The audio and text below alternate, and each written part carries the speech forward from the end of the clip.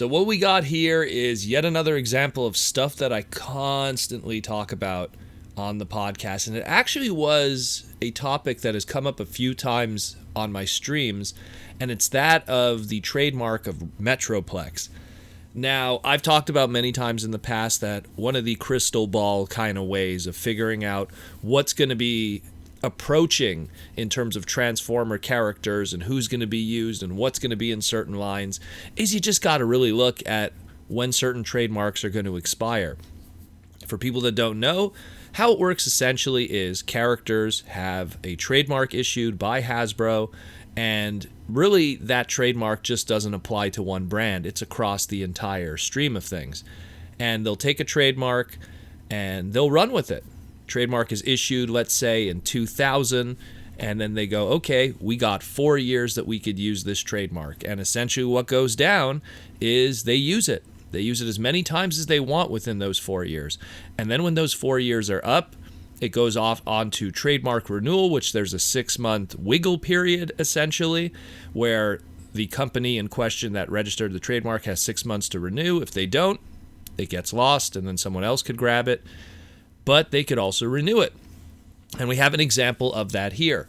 Metroplex hasn't had his trademark renewed yet, and then recently, as of this morning, it has been renewed by Hasbro. But what they did this time, and sometimes this isn't 100% common, but a lot of times with trademarks, sometimes they put explanations for the Trademark and Patent Office of the United States of America, and they put sometimes what the description of what the trademark is going to be used for. Sometimes they don't. A best example is like a name like Shockwave.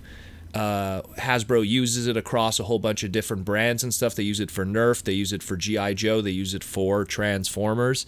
So it's not just applied to one thing. But a character and a name like Metroplex is really primarily used just with the one brand that they use with, which is, no surprise, Transformers. And this is where this piece of news comes up, because why would I normally talk about trademarking news? Well, I talk about trademarks on the podcast all the time.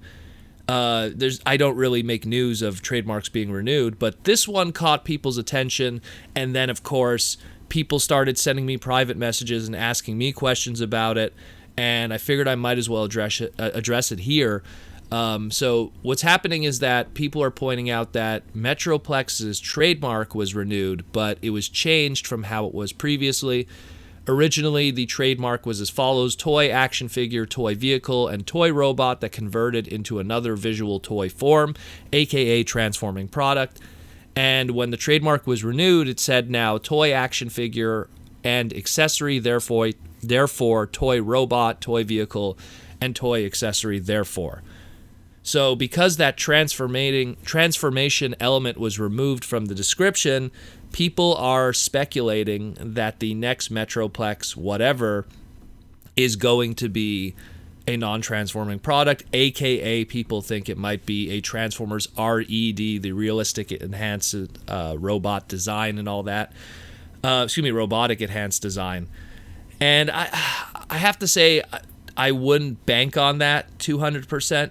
Number one, when a trademark is issued, sometimes what's put in the description has no consequential reflection on what's actually going on. Best example being a Bumblebee trademark. You know how many different Bumblebee stuff they do a year that's transforming or non-transforming? The trademark has no indication of what they're going to use it for directly. It's a guide, pretty much, just to let the patent office and the trademark office know, hey, we're registering this and we probably might be using it for this. And it really has to do with the individual at Hasbro that does the copyright and trademarking to begin with. So, that's the legal department. That's a whole other animal, to begin with. But what I'm just trying to say is don't really 100% think this means it's going to be an RED Metroplex. This could be anything. Again, Hasbro has so many trademarks that just go across all their different brands, and this is just another example of that, where I wouldn't 100% just start, getting comfortable with the idea that we're getting a non-transforming Metroplex figure. I could be wrong. We might be getting one, but at the end of the day, this kind of stuff happens all the time. I've said this before on the podcast. There's been tons of lines. I'm going to turn my head to the left here, and I'm looking at these lines. Creo, bot shots. What's another one? The tiny turbo changers, the tiny titans. They make these lines that are these small, low-cost lines, and they use them because they go, you know what? We're not going to be using the name Unicron for the next 4 years, but we can't let go of that trademark. So let's make a tiny titan Unicron. And there you go. They trademark Unicron. They make a little tiny titan. And then they technically, legally, don't have to do anything for 4 years. And that's it. And they got Unicron for the next 4 years. You have to.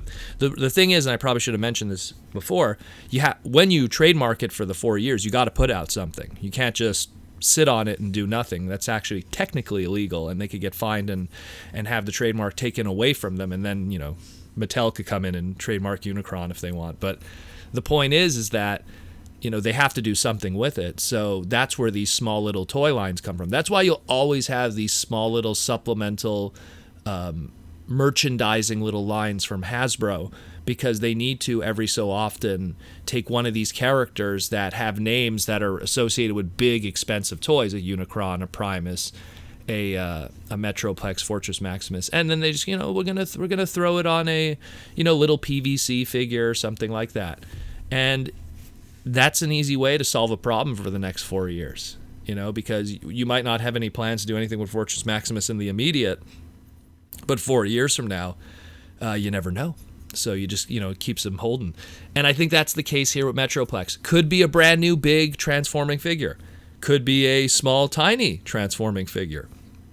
Could be a non-transforming figure at all. Could be a static, barely articulated PVC figure that's sold at Walmart. It's one of many things it could be. But the point is, it's not really a direct indicator of anything. I've said before, like, it's, people at the same time, they think like, oh, Metroplex is going to be the Ark, or Metroplex is going to be this, Metroplex is going to be that.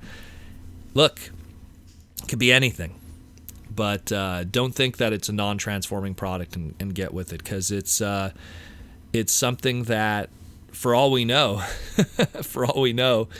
they might give us a swerve, and it might be the name of the next, Nerf gun, ultimately. Although, again, the fact that they put, toy robot, I don't think it's going to be a Nerf. But, I mean, hey, it could be a little toy robot thing that's going to go with the G.I. Joe line. I doubt that. I highly doubt it. But at the same time, it's happened before. There's been shockwaves in G.I. Joe. There's been side swipes in G.I. Joe. There have been long arms, from other brands in Transformers that came from cops, Like, there's so much synergy. I did a whole bunch of images on Twitter a while back where I was showing, like, here's all the My Little Ponies that were named after Transformers, Beachcomber and Trax and Flash Century, and I think I'm forgetting another one. Anyways, but the point is that, here's all these, these Nerf guns named after Transformers. Here's all these die-cast cars that Hasbro did named after Transformers. Here's all these G.I. Joe characters named after Transformers, or cops, or anything like that. People don't realize, like, the Police Academy toy line that Hasbro had and Kenner had way back in the day is where we got the name Hightower, which was used on a Robots in Disguise character all those years later. Like, there's so many weird little historical trademarks that just pass through Hasbro's history. And, this is one of them. I constantly talk about trademarks on the podcast. It's funny how it's becoming a thing now. But it really is a strong indicator of getting an idea of what's in the future. That's why if ever anyone says, like, hey man, like, are they ever going to do like a, like, are they ever going to do a, I'm trying to think of a obscure character. Let's see. Like DevCon, like, hey, are they ever going to do a DevCon? And I'm like, well, is there a trademark?